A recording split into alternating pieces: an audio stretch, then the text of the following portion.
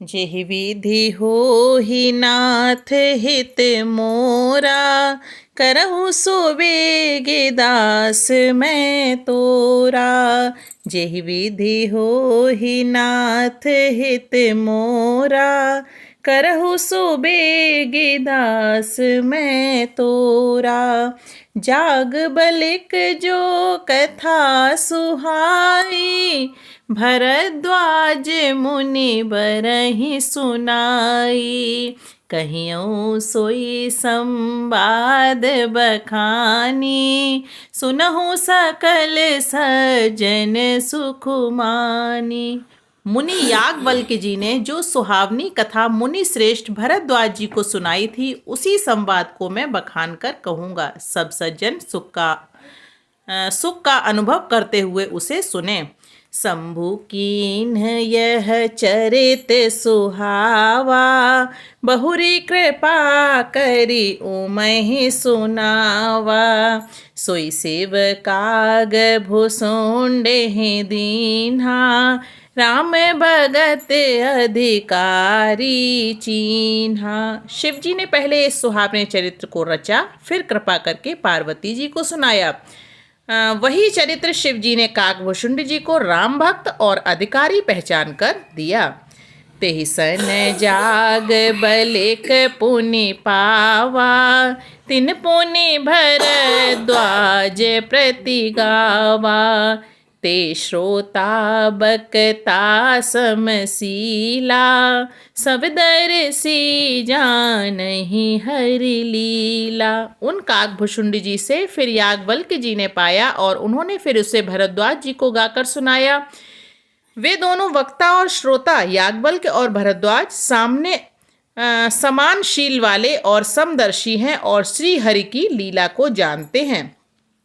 जानहि तीनि काल निज ज्ञाना, करतल गत आमलक समाना। औरौ जे हरि भगत सुजाना, कहि सुनहि समुझहि विधि नाना। वे अपने ज्ञान से तीनों कालों की बातों को हथेली पर रखे हुए आंवले के समान प्रत्यक्ष जानते हैं, और जो भी सुजान भगवान की लीलाओं का रहस्य जानने वाले हरिभक्त हैं, वे इस चरित्र को नाना प्रकार से कहते, सुनते और समझते हैं। जेहि विधि होहि नाथ हित मोरा, करहु सो बेगी दास मैं तोरा। जेहि विधि होहि नाथ हित मोरा, करहु सो बेगी दास मैं तोरा। मैं पुनि निज गुर सन सुनी, कथा सो सूकर खेत। समुझी नहीं तसी बालपन, तब अति रह्यों अचेत। फिर वही कथा मैंने वाराह क्षेत्र में अपने गुरुजी से सुनी, परंतु उस समय में लड़कपन के कारण बहुत बेसमझ था, इससे उसको उस प्रकार अच्छी तरह समझा नहीं। श्रोता बक्ता ज्ञान निधि, कथा राम के गूढ़।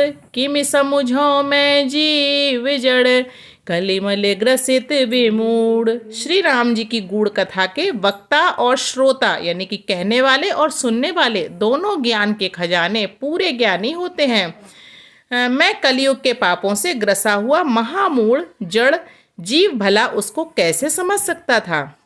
जेहि विधि होहि नाथ हित मोरा, करहु सो बेगी दास मैं तोरा।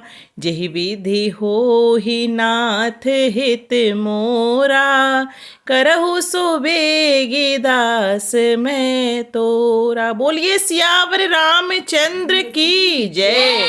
जय श्री राम।